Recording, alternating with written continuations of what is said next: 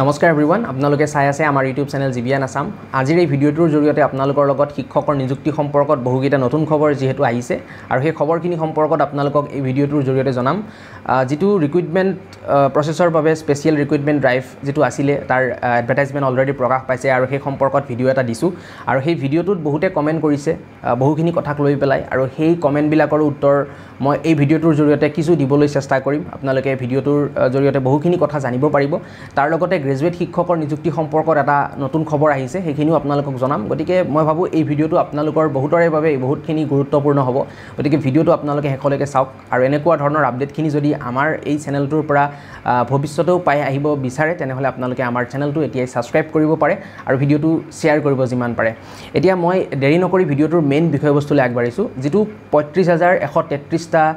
regular এলপিইউপি শিক্ষক পদৰ বাবে যেটো স্পেশাল ৰিক্ৰুটমেন্ট ড্ৰাইভৰ এডভাৰটাইজমেন্ট প্ৰকাশ পাইছিলে আৰু সেই এডভাৰটাইজমেন্টত বহুখিনি কন্ডিশন দিয়া হৈছে ৰিক্ৰুটমেন্টৰ বাবে আৰু সেই কন্ডিশন বিলাকৰ ভিতৰত এটা ৰিক্ৰুটমেন্টৰ এটা কন্ডিশন আছিল যে যিখিনি কন্ট্ৰাকচুৱেল শিক্ষক আছিল তেওঁলোকৰ 5 বছৰ কৰ্মৰত হ'ব লাগিব এটা সময়সীমা দিছিল আৰু সময়খিনি কি আছিল বা বাকি যিখিনি কন্ডিশন আছিল কি আছিল হেখিনি আপোনালোকে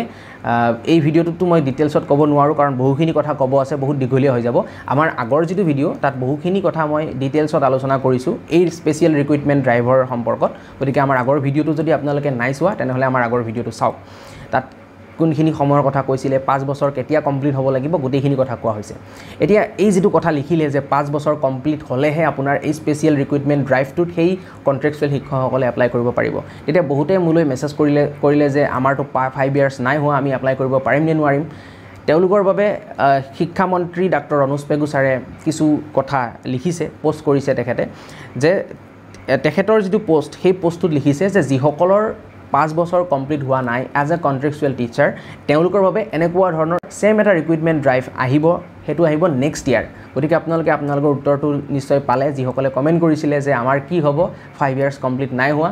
তেওঁলোকৰ বাবে এই কথাটো লিখিছে আমাৰ অসমৰ শিক্ষা মন্ত্ৰী গৰাকীয়ে এতিয়া নেক্সট আৰু এটা কথা লিখিছে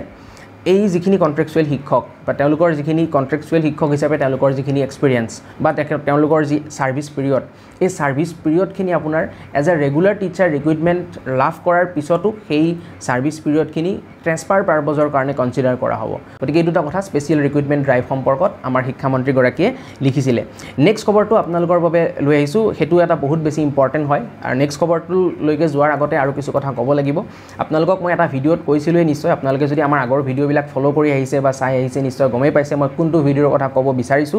ডিটেইলছত যদি জানিব বিচাৰে তেনেহলে আমাৰ আগৰ ভিডিঅ'টো আপোনালোকে চাব লাগিব এতিয়া কথা হ'ল যে এখন নতুন সাৰ্ভিস ৰুল আহিব আৰু সেই সাৰ্ভিস ৰুলত আপোনাৰ গ্ৰেজুৱেট শিক্ষকৰ নিযুক্তিত সাবজেক্ট ওয়াইজ ৰিক্ৰুটমেন্টৰ এটা ব্যৱস্থা থাকিব যেটো মই ভিডিঅ'ত কৈছিলো ইয়াৰ আগৰ ভিডিঅ'টোত এতিয়া ডিটেইলছত এই ভিডিঅ'টোত বৰ নকওঁ এই যিখিনি কথা মই আপোনালোকক কৈছিলো নতুন সাৰ্ভিস ৰুলে হওক বা গ্ৰেজুৱেট শিক্ষকৰ আপোনাৰ সাবজেক্ট ওয়াইজ ৰিক্ৰুটমেন্টে হওক সেই কথাবিলাকৰ ওপৰত বেছ কৰিয়ে আপোনাৰ গ্ৰেজুৱেট টিচাৰ মেথছৰ বাবে 1766টা পদৰ বাবে নিযুক্তি প্ৰক্ৰিয়া হ'ব বা তাৰ এপইন্টমেন্ট হ'ব বা এই 1766টা পোষ্ট আপোনাৰ গ্ৰেজুৱেট টিচাৰ মেথছৰ বাবে ক্ৰিয়েট কৰিব অসম চৰকাৰে বা শিক্ষা বিভাগে গতিকে সেই সম্পৰ্কত কালিৰ যি কেবিনেটৰ বৈঠক হৈছিল আৰু সেই কেবিনেটৰ বৈঠকত যিসমূহ সিদ্ধান্ত লোৱা হৈছিল আৰু সেই সিদ্ধান্তসমূহৰ ভিতৰত এটো এটা one of the most important decisions আছিল বুলি ক'ব পাৰি যেটো আমাৰ চিফ মিনিষ্টাৰ ছাৰেও জনাইছে গতিকে এই যেটো চিফ মিনিষ্টাৰ ছাৰে জনোৱাই হওক বা অসম চৰকাৰৰ যিসমূহ ডিসিশনস আছিল সেই ডিসিশন বিলাকৰ ভিতৰত এটাই হওক এই কথাখিনিৰ ওপৰতে আমাৰ অসমৰ মাননীয় শিক্ষামন্ত্ৰী গৰাকীও তেখেতৰ যিখন ফেসবুক পেজ আছে সেই ফেসবুক পেজ যোগে এটা পোষ্ট কৰিছে তেখেতে লিখিছে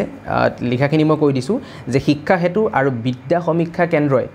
বিষয় অনুপাতে শিক্ষক শিক্ষয়িত্ৰীৰ উপলব্ধতাৰ বিশ্লেষণৰ দিশত আমাক যথেষ্ট সহায় কৰিছে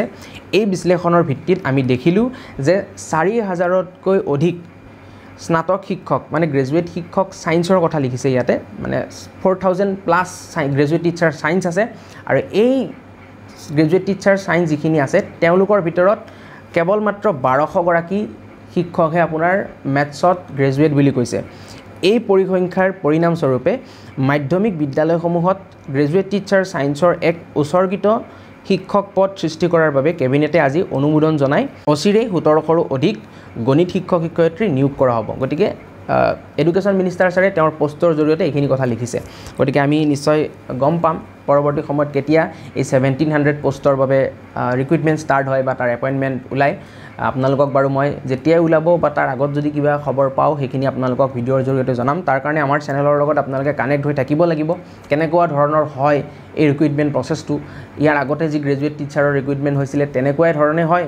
নে টেট কাম ৰিক্ৰুইটমেণ্টৰ জৰিয়তেই নিশ্চয় হ'ব কাৰণ যিটো এটা সিদ্ধান্ত লৈছে এই 1700টা গ্ৰেজুৱেট টিচাৰ মেথছৰ লগত আন পোষ্টসমূহ গ্ৰেজুৱেট টিচাৰৰ মানে যোগ হ'ব নে নহয় সেইখিনিও আমি পৰৱৰ্তী সময়ত গম পাম গতিকে পৰৱৰ্তী সময়ত আৰু আমি বহুত কথাই গম পাম শিক্ষক নিযুক্তি সম্পৰ্কত নিশ্চয় গতিকে তাৰ বাবে আপোনালোকে আমাৰ চেনেলৰ লগত কানেক্ট হৈ থাকিব ছাবস্ক্ৰাইব কৰিব যদি এতিয়ালৈকে ছাবস্ক্ৰাইব কৰা নাই for the upcoming updates important updates so এইখিনি কথা ক'লো আপোনালোকৰ আৰু যদি এতিয়াও কিবা আপোনালোকৰ সুধিবলগীয়া আছে এই দুটা খবৰক লৈয়ে হওক বা বেলেগ খবৰক লৈয়ে হওক আপোনালোকে সুধিব পাৰে কমেণ্ট বক্সত কমেণ্ট কৰি মই পৰৱৰ্তী সময়ত সেই কমেণ্টবিলাকৰ উত্তৰ দিবৰ কাৰণে নিশ্চয় চেষ্টা কৰিম গতিকে লগ পাম এটা নতুন ভিডিঅ'ৰ সৈতে তেতিয়ালৈ ধন্যবাদ নমস্কাৰ